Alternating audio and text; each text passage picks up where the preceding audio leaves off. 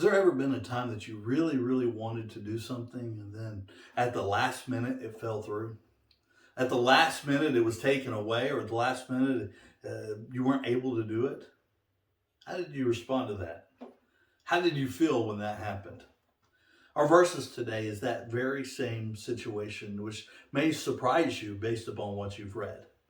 You see, what David wanted to do was one day he was looking outside of his palace, his castle, the place where he lived, and he noticed that God, for all intents and purposes, was living in a tent.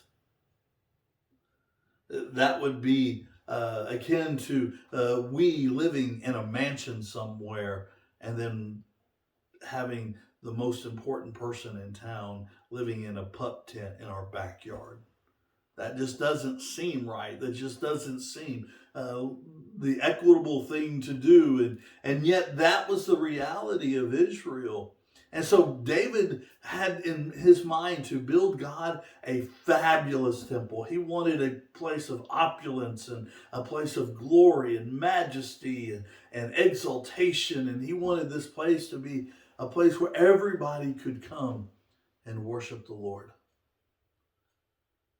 And so he brought these plans to God and he told God what he wanted to do. And what God said was, "That's great. You're not going to do it." You can imagine the discouragement in David's heart. This is the one thing he wanted. It was his idea and it was his plans, and he wanted this to happen for the Lord. And God told him, "You can't do this. This is not for you.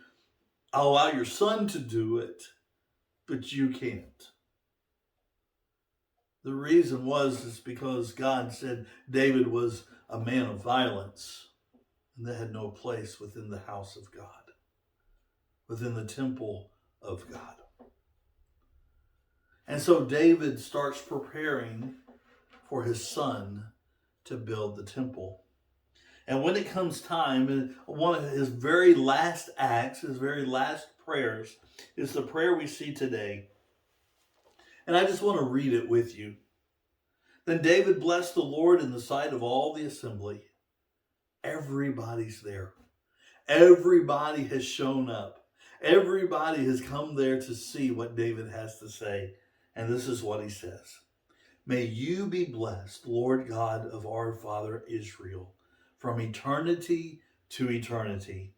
Yours, Lord, is the greatest, and the power, and the glory, and the splendor, and the majesty, for everything in heavens and on earth belongs to you.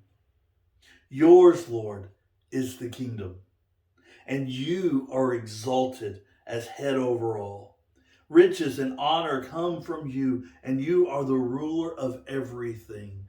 Power and might are in your hand, and it is in your hand to make great and to give strength to all. Now, therefore, O God, we give you thanks and praise your glorious name." That's a surprising answer or response to an answer that God has given him of no. He says, "God, I may not have gotten what I want, but what's more important is that you get what you want. Even if it's not through me, even if I'm not the one able to give it to you, Lord, I just want you to be exalted. Lord, I just want you to be lifted up. Lord, I just want you to be the one who is praised." Do you love God so much that all you want to see is good things happen from him and to him and for him? And as bad as you want to do it, if God uses someone else to do that, would that be your response? Do you love God so much that it doesn't matter how he gets his glory, just as long as he gets his glory? That's love. And that's the kind of love that we need to have towards our God. Have a great day today.